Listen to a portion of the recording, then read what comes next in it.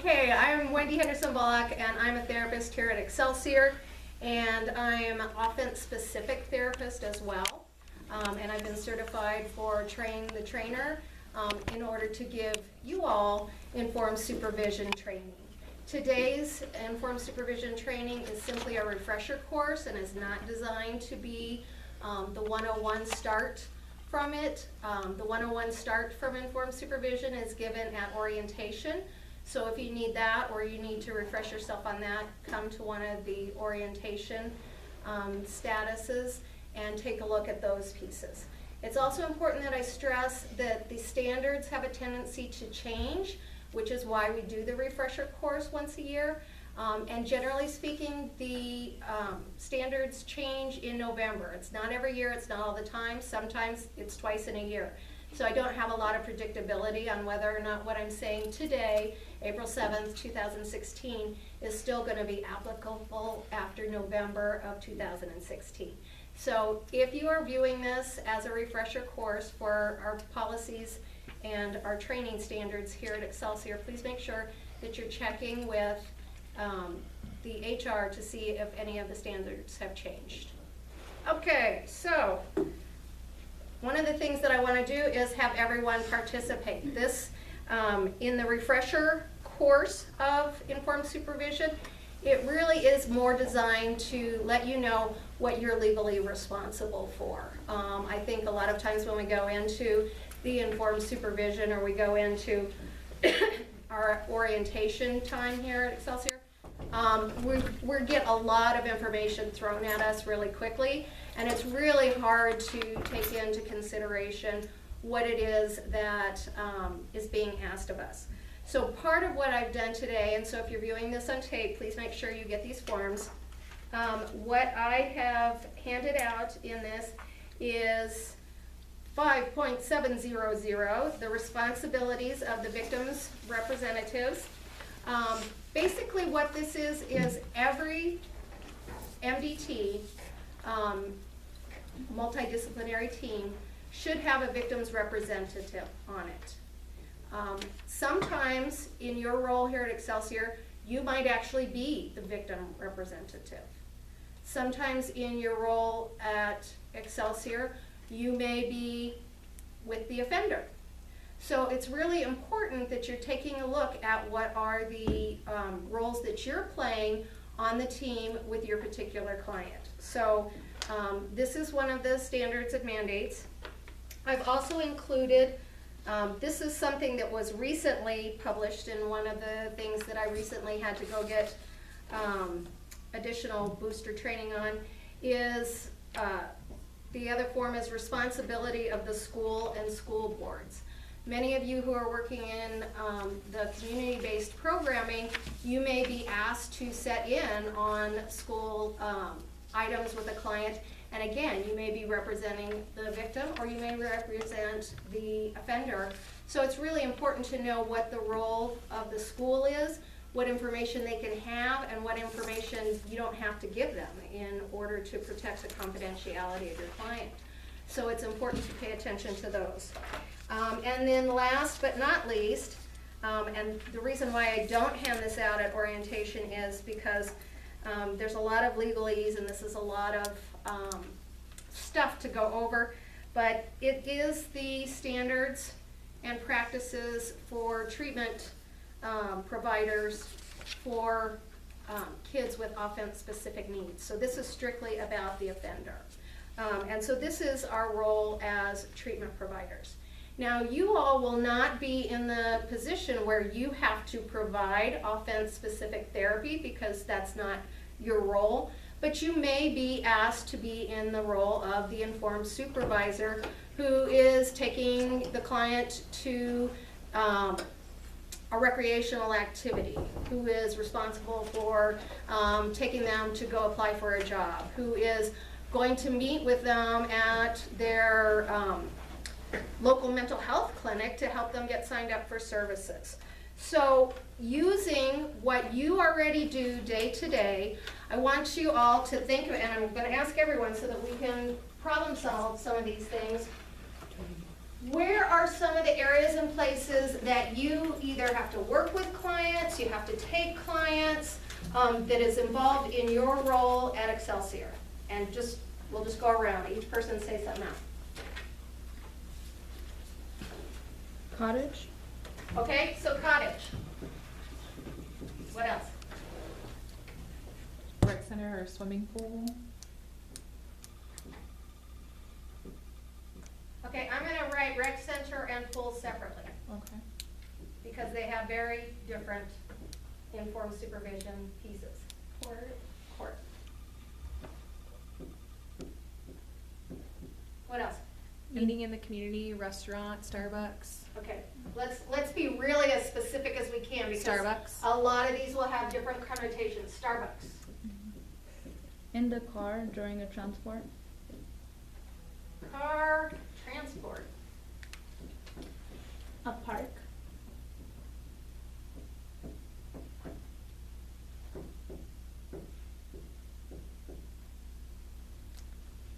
Retail store. Retail store.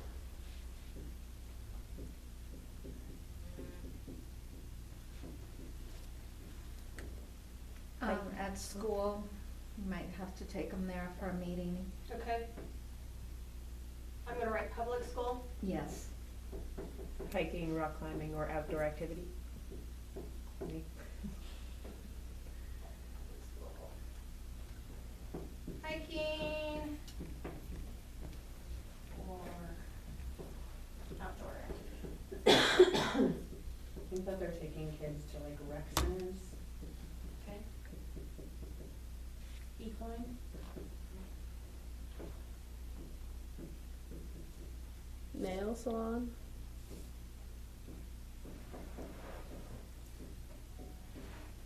Does anyone have to take kids on medical appointments?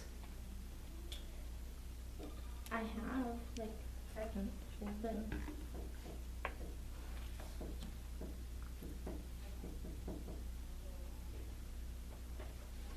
Do you have any more we wanna make sure that we're talking about? bathrooms. Bathrooms.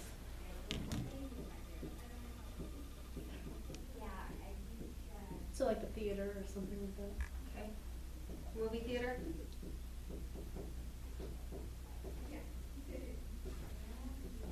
Why do you think I wanna be specific on some of these things?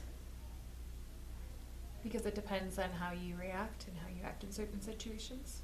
Sure. Just like a lot of variables for each. There's a lot of variables place for you're each. in. Yeah. What would be different if I was taking a client on a rec activity, let's say to, Starbucks, or I was taking them to, Chuck E. Cheese? What would be the difference? Age. Age, what else? Noise. Noise, lots of stimulus, yeah. And that's one thing a lot of people don't safety plan around in safety planning, so noise, age, what else? Are there actual laws regarding playgrounds at parks? What there? There is not a specific law about playgrounds or parks per se, but each person, if they have an actual charge for sexual offending, there will be specific rules around theirs. Just like there are not specific rules around whether or not they have to disclose at a job, whether it's, and I'm only talking juveniles, so this is absolutely has nothing to do with adults, because that's a whole other standard and a whole other book for me to hand out. We really are only talking about juveniles here. So there's specific criteria around whether or not they have to disclose on a job application, if they get permission from their MDT to have, to even go for a job at that place. They may or may not have to disclose depending on what it says for their probation. Okay? All right. So I think that's a good background of things that we're going to have to look at in doing some safety planning, and then really spark your ideas for some others. I'm going to go ahead and write over this smiley face just because I don't want to waste paper. So in your previous informed supervision, what do you remember that you're responsible for? Dun, dun, dun. Knowing where they are at all times. Okay, location at all times.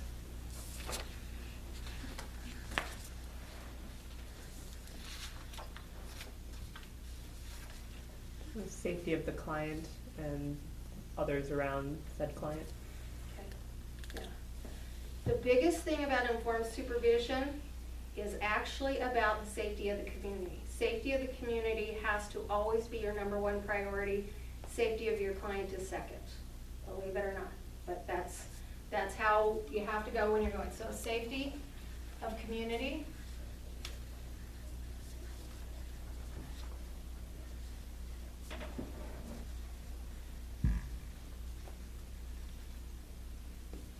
And the safety of client.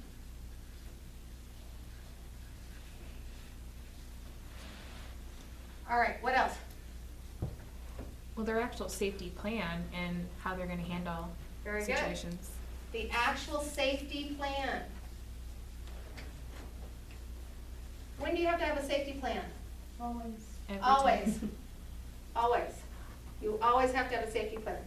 And one of the things about safety plans that we probably should remember from our first, but if you haven't, it's a refresh. The safety plan is not just your plan with the kid. If a client has offense-specific needs, if a client has charges for offending, that safety plan and that activity has to go through their multidisciplinary team before you're allowed to take them on that outing or that particular direction. That all has to be signed off and logged. And the reason why you want to have it all signed off and logged, besides covering your own safety, one of the biggest things that I have been learning about over the years of doing offense-specific therapy is the kids' recidivism rate, if I said that right, is very low. And it's even lower if we give them treatment. So you want to have documented every proof that your client is working hard on maintaining their safety and they're able to safety plan a lot of these things. And if you are getting these safety plans done, if you are getting it through the multidisciplinary team, that actually goes in their record. One of the things that I discovered at the last training I went to this summer is a lot of times what happens, especially with juveniles, is, and you'll see it right here in what we're experiencing at Excelsior. Therapists leave, treatment centers close, clinics close, things shift around. So if we're only relying on right here, right now, with me as a therapist at Excelsior being the only one who has that copy of the safety plan, because I was the only one, then down the road, when the kid's wanting to have their name off the offender list, which some of them get on the offender list, some of them do not, they're not going to have any proof of the fact that, yes, I completed treatment, yes, I was successful at these safety plans, yes, I did these things. So it's really, really important that we take the safety plans seriously, that we have them go through their multidisciplinary team, and even encouraging our clients to keep a copy of their safety plan for their own portfolio, should, we all get married and move off to Hawaii and live on a beach or whatever, that they will have their own plans there for themselves, all right? So we need to have a safety plan. What else? What else as a informed supervisor do you need to know?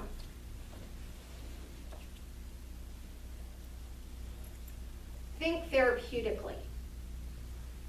I would assume a background of, or a knowledge of what the circumstances were surrounding that Absolutely. particular situation. If you are working with a client where you are the informed supervisor, you have to have a knowledge of the offense.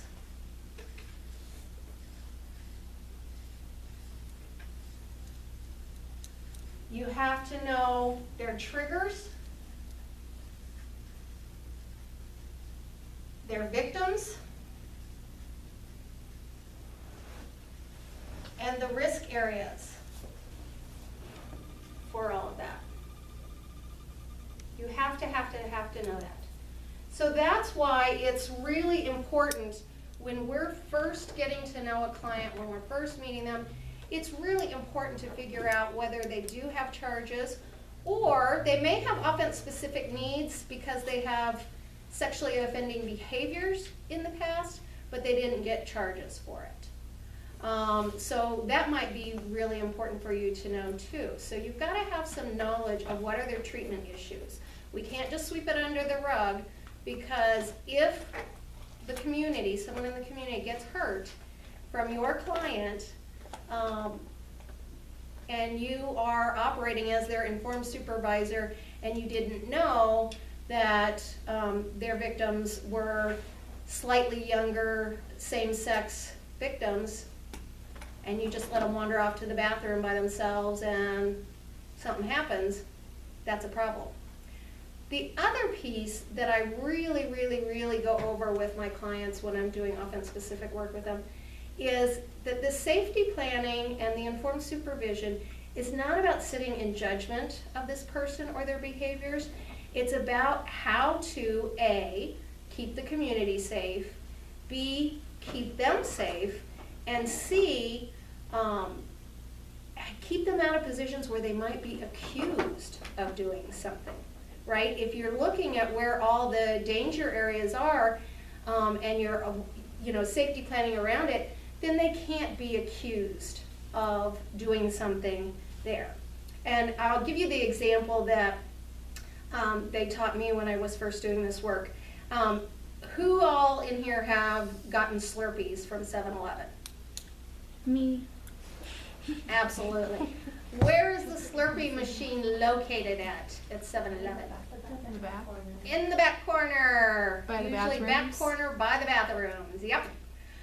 So if you've got a client that you're working with that is, has charges, does that mean they can never have a Slurpee again until they're done with charges? Or their legal status? No. You have to teach them how to safety plan around that and how to fly above the radar, not below the radar, above the radar. So if they come in, I'm gonna get a Slurpee at 7-Eleven. Oh, look, it's right after school and there's a ton of little kids over there. Maybe I should come back later, or maybe I should stand here and talk to the guy behind the counter. Hey, did you get any new batteries in? That's a great shirt you're wearing, da-da-da-da. By making themselves visible and making themselves have a witness in a non-threatening manner, they are actually creating their own safety plan. They're not back over there by the corner trying to just sneak and get their Slurpee and get out before anyone notices them. They're actually making themselves known, and that way, if something were to happen with those school-age children that are in there, you're not going to get in trouble for it because you've got the person behind the counter who's going, no, man, she wasn't even there. She was over here by the magazines asking if we got Rolling Stone's latest one, or telling me about, I remember her, right, or him, now working with us. So it's really important when we're doing the safety planning is to figure out where the risks are, where the challenges, where the things that are not going to be the best for us. All right, so who wants to be my brave soul? You get to pick whichever one of those places you want and come up and start listing where the trigger areas and safety planning of the physical environment. This is not even talking about knowing the kid, this is about the physical environment. Somebody must come up here, you may not just look at me. Giselle, since you're standing up, you're nominated. Come on down. Come on down. Come on down.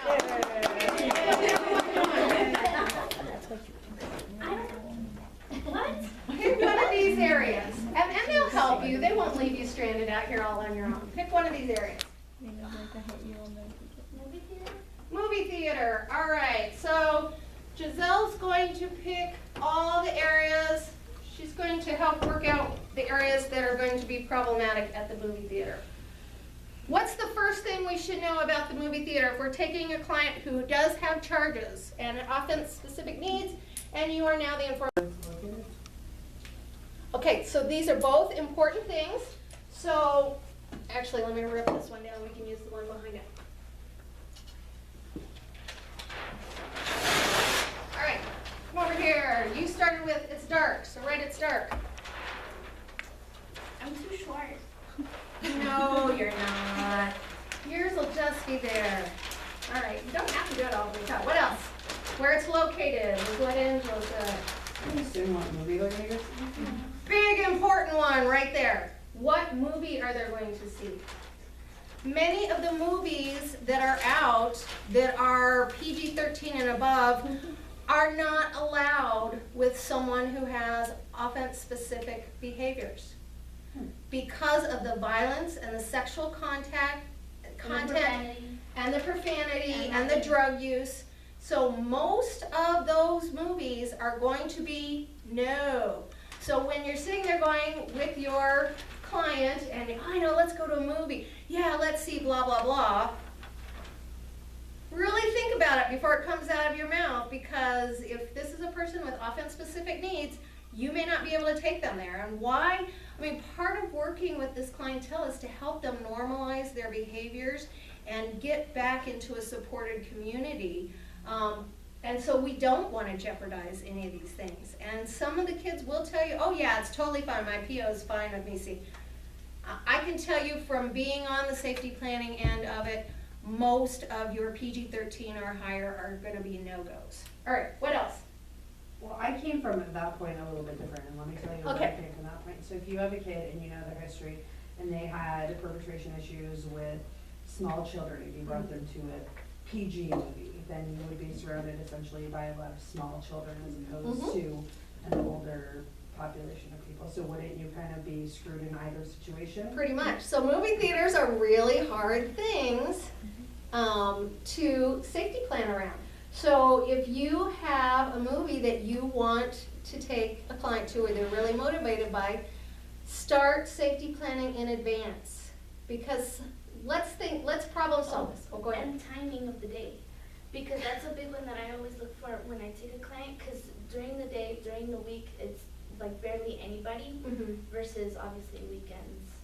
Exactly. That is a strategy in safety planning. So that's good informed supervision. Is if I am going to take a client to something that is a little more worrisome because of the age of the other population, then I need to pay close attention to what time of the day I'm taking them so that I have better space, right? Better time to be around.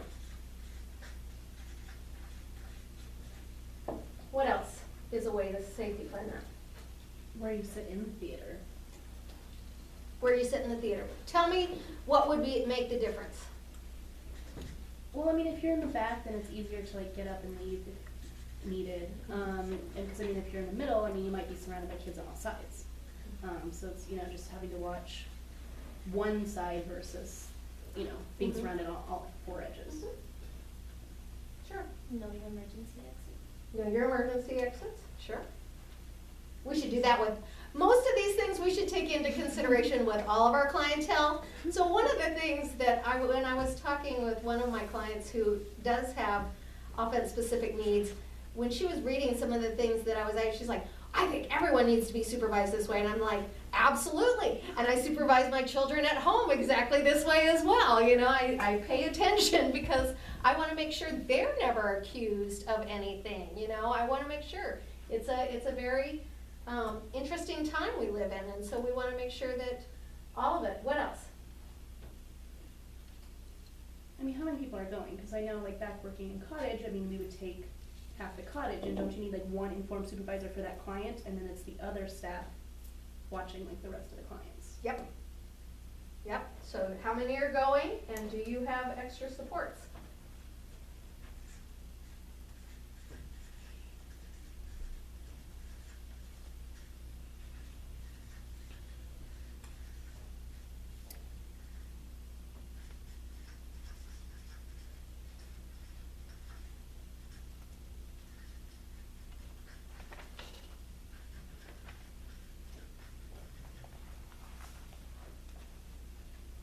there's one for sure we've gotta have before we go on to the next one.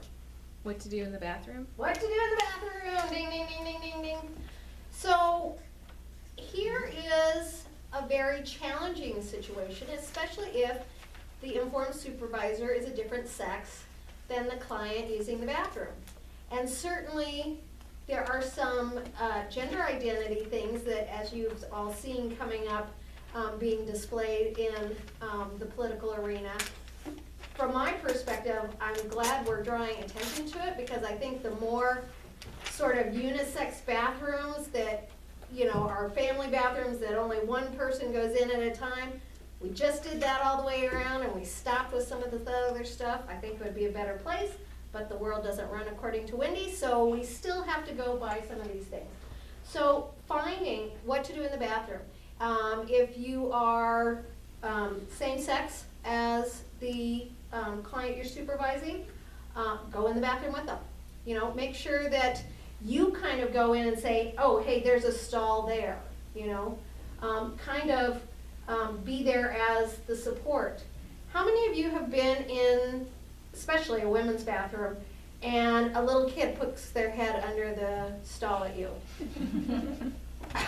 I can't tell you how many times that's happened to me, right? So really safety planning with your client that may happen, and that doesn't automatically mean that you think she's going to jump down and sexually abuse that child, but have them be prepared so that they have some of that anxiety down of, and when this happens, all you need to say is, oh honey, go back to your mom, you know, and kind of, again, be above board. Don't try and be below the radar, be loud so that that mom knows, hey, your kid's head's under my stall over here, right? So that they're actually coming with it.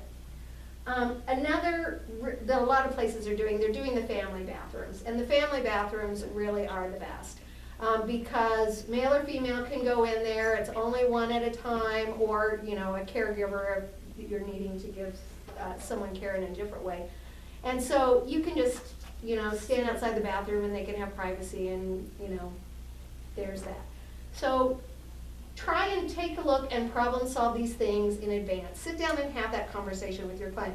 Hey, when we go to the theater, it's going to be in your best interest of you that use the bathroom before we go.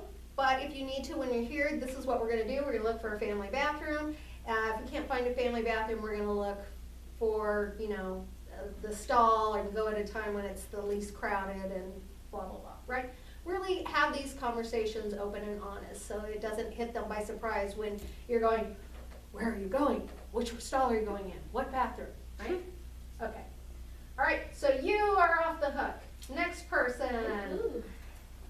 Someone else. Come up here. Come on. I nominate Josie. All right, Josie, you're nominated. So which one do you want? I'm gonna pick mine. Mine was court. Yours I feel was like court. That can be a little hectic sometimes. Great. So on this side, you get to do court. So let's help Josie out. Don't leave her up here standing by herself. What are some of the issues with court? Other criminals. Say that loudly, please. Other criminals. Other criminals.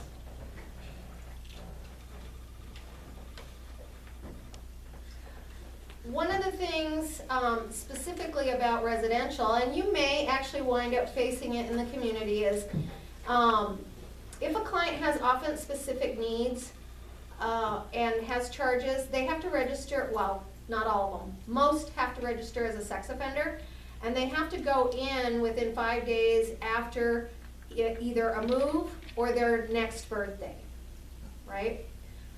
So you may have in the community a time where you have to take your client to court or to the police station to register. And I gotta tell you, I've done quite a few of the girls from Excelsior. It really is very unsettling because they don't differentiate between juvenile or adult offenders when you're registering. So you are in the exact same place with the adult offenders, with males, with females, with homeless, with you know, so it really is kind of internally disturbing for you to go, okay, I'm here with my client that I'm supposed to somewhat be protecting and be, you know, around, and I'm here with these other criminals. So kind of also having that conversation in advance as well, you know, hey, I know it kind of makes me upset, so let's make sure that we're acknowledging the triggers of how this is gonna be. All right, what else besides other criminals? Triggers. Like what? I mean, there's other court cases there that, Okay. Like seeing officers. That's Seeing police officers is a trigger. Seeing other people. Hearing other court cases, because a lot of times they're talking about their offenses. So, criminal behaviors, They might see their authorities. Generally speaking, they won't if it's a sexual offense. It might if it's an assault, but if it's a sexual offense, they generally will not see the victim. They will generally clear the courtroom for the victim, and the victim goes in by themselves, and then, so you may, you know, if you're out, What about, like the victim's parents? okay, victim's parents, might be, I'm sure they'd probably wanna be there. too, Yep. yeah. yep, you absolutely might see victim's parents.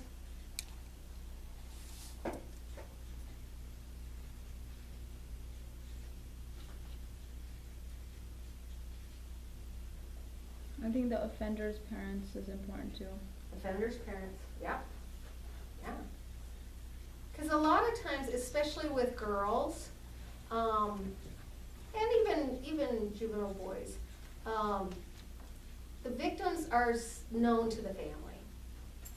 There's such a minute population of true predators that are out there seeking, as far as in the juvenile world, that they're gonna be known to the family. They're gonna be family friends, they're gonna be cousins, they're gonna be younger siblings, they're gonna be older siblings, they're gonna be, so generally speaking, gonna be, so there's a lot of shame base that goes both with, being in front of their own parents as well as being in front of the victim's parents, and sometimes the victim's parents are their own parents, and so the parents have a really strange role for themselves of how do I support my child and support the victim, you know, well.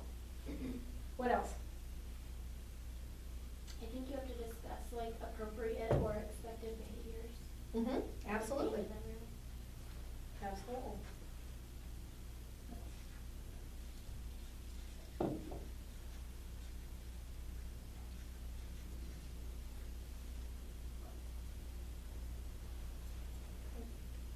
So, and in every single one of these, we should always put the bathroom down, because I don't know about you, but when I get really anxious and nervous, sometimes I either need to throw up or I need to use the restroom very quickly, right? So, and we've gotta expect that our clients might feel the same way.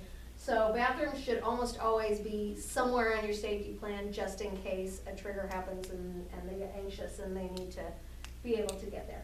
All right, so when we're talking about court, what are some of the things that you all feel like you would need support in? How do I approach this out in the community?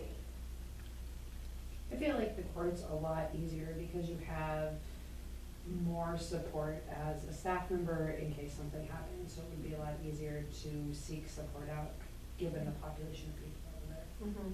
So I think you would obviously need less in that setting Mm-hmm. than you do. Mhm. Probably you're going to be, we as individuals will probably be the least responsible for the client in the actual court setting. We can be probably the biggest support for them in some ways because we aren't responsible for them, but we're gonna have the least liable culpability in that particular setting because their parents will probably be, but really, identifying doing a safety plan and identifying all these different areas as their triggers. And how are you gonna work through that if you see, this person's parents? We're gonna sit down and we're gonna deep breathe. You're gonna reach over and squeeze my hand, you know, or we're gonna do this, this, and this, you know, coming up with some plans for that. And really, again, kind of coming at it from a no-nonsense, that let's not be embarrassed, let's talk about it up front, let's realize that You may suddenly feel like you need to throw up, so you and I will hightail it to the bathroom, you know, any of those pieces that we're kind of laying out in advance so that they then feel like they have a plan. All right, great. Next person. Wendy, really quick though, like, Yeah. for the court piece, I Mhm. mean, what if you're one of the therapists on the case and you're getting called into court on a kid who's perpetrated? I need more specifics around that. Like, have you ever had a court case where you had to go in and talk about, like, in court with the kid after, if they perpetrate on another kid? Have you ever been in that situation? Really specifically, once you are engaged as the therapist for the perpetrator, you are protected by confidentiality. So you cannot talk about anything that's brought up in therapy. You can, however, talk about behaviors and following safety plans. You can bring up resistance to safety plans. That, you know, I've had to give my recommendations to the court on clients about safety plans, you know. And some kids, I've had to go, well, this client has gone into her room and read her book every time I bring up safety plans. That's a behavior. That's not talking about anything that we did in therapy. And that's what you can testify to. You cannot, and just to be really clear, because a lot of you won't face this, but some of you in the therapeutic world might face this. If a client discloses to you about sexually perpetrating on somebody, as we know, for all of us, you're a mandatory reporter, right? You must call and report that. I would advise all of you that when someone has indicated that they've sexually perpetrated against someone, especially someone younger, or mentally handicapped, that you take the report, you immediately let the client know, that's something I have to report. Can I have the name and age of the person that you're telling me? And then I would be really clear, we're not, because I want to protect your rights also, we're not going to go any further in this session. Don't investigate it, don't go anywhere with it, really kind of end this. And then call in your report and then wait until they've decided, as far as talking about that. You can do work on other subjects, but as far as that, let them know that that's where you're stopping. Because what we want to have happen is we want to have the district attorney and the Department of Human Services and all the powers that be, number one, protect the victim, right? If the victim needs to be moved out of the home or the perpetrator needs, you know, someone has to make that decision and they have to do that. But also we want to wait until the courts have ordered an issue of protection for the perpetrator. Because once the courts have issued an order of protection, anything they disclose in therapy still has to be reported. You still, you know, if it's a new disclosure, you still have to report it, but they will not be liable for charges against those other disclosures. So, and the thought process behind that, and I know especially a lot of victims advocates are like, oh my God, that's terrible, you know, they should be charged with every single one, et cetera, et cetera. But what we've discovered is, if you, in therapy, are allowed to disclose all the sexual behaviors that you have been doing and all those without any more fear of charges, any more fear of court, you're probably going to be more willing to actually get the help you need. If you're going to get, you know, charges for the 4 different kids that you were playing doctor with, then why would I tell you about the 4 different kids? I would only tell you about the one and just get the charges for the one. So these are the things that you really, because you want them to disclose so that we can get the victims the help that they need. right? We want that to come out so that we can break that cycle and we can move forward. So it's really important that we kind of therapeutic moment in treatment, the confidentiality still has to be upheld. We can't minimize, we can't pretend like they didn't tell us that, or, you know, until they tell me more. You know, we still have to report it, we still have to keep it with the level of importance that it has, but we also want to make sure that everyone's being protected. Does that make sense? Mhm. All right, I have a question. yes. We used to use behavior intervention plans and Mhm. put those in there. Are we still using that system for No. offense specific? No. And I have absolutely no idea what system is in place.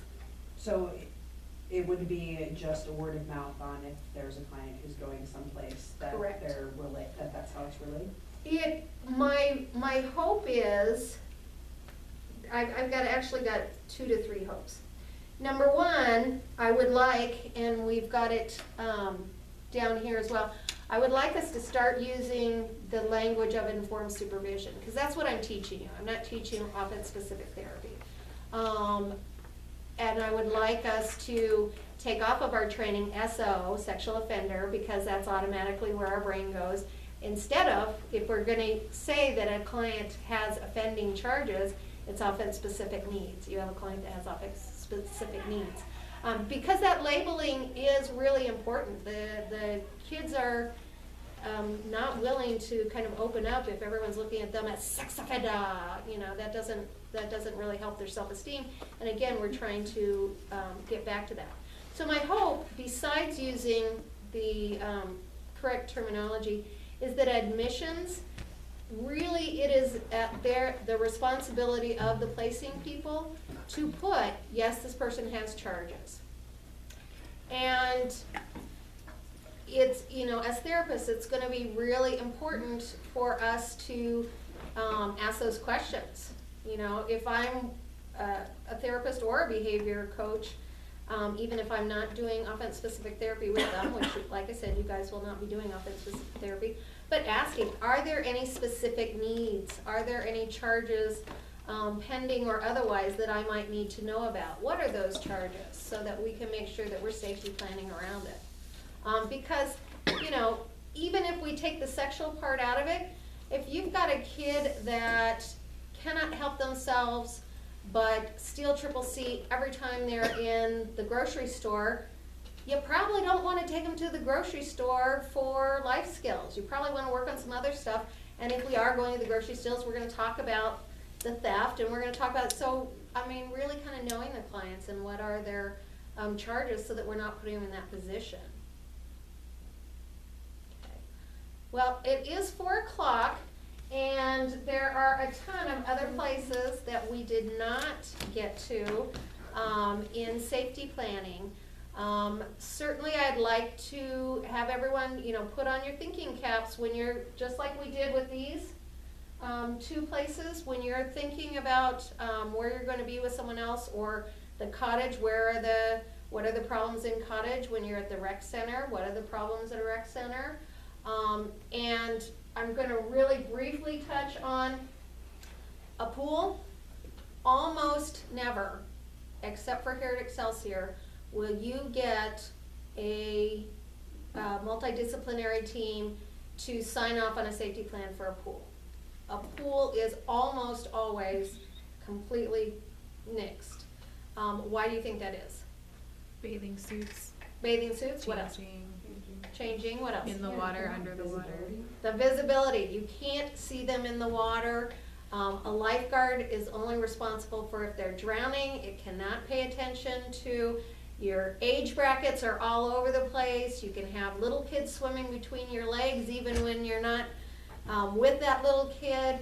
It's a very unpredictable environment. I have been able to get all of our clients who have offense-specific needs, their people to sign off on safety plans for using the pool here at Excelsior, because A, we don't have a wide variety of ages. B, they're all in individual stalls for their changing anyway. C, we practice a 5-foot rule in the pool for all of our clients, not just our offense-specific clients.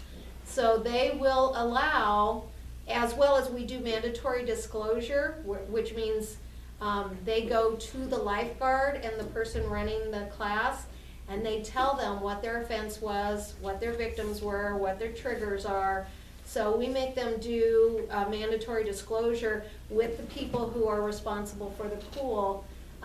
And when all those criteria are met, the multiple disciplinary team will sign off on it. But this is the only environment I've been able to get them to sign off on it. Okay?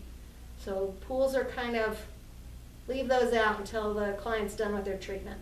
Is there any other areas that are kind of like no-goes, like the pool? Pool is a no-go. McDonald's playrooms are almost always a no-go because of the vast age, and you can crawl up in those two, anytime where you're looking at the visibility is going to be completely impossible, that's gonna be a no-go. Some of the other things are very negotiable depending on where your client is in their treatment. Like I had a client, a male client, that was allowed to be on the wrestling team.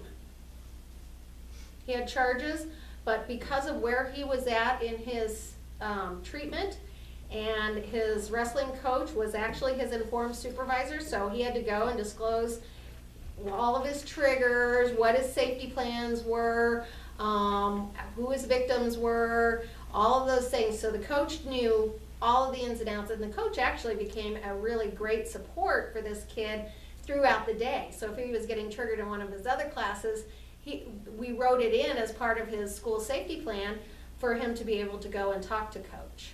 And they worked out in advance, where he goes to change and things like that. So a lot of, because really, again, the recidivism goes down when clients are participating in normal, healthy social activities. It will go down. So really, how can we get them involved and look at any of the opportunities as, all right, what can we do? One other no-go area that you need to be super careful for, both therapeutically as well as a behavior coach, is the internet. Almost every client who has charges, especially if there's any form of sexting or porn or any of those things, and even without those, the internet is there's a lot of probationary rules around what they can do on the internet or not do on the internet. And so that also leaks over, guys, onto phones, all these smartphones that can go on the internet. That leaks over into some of the different video games where you can go online from the video games. So you gotta kind of keep that online stuff make sure that you really know all their rules around that online stuff. Any other questions for me? All right, well, thank you. And anytime, guys, if you have a question of, hey, I want to do this and I have an offense-specific kid, you can always shoot me an email and I'll help you problem solve what are the areas of how we can make it happen or what we should avoid. Okay? All right. Thank you.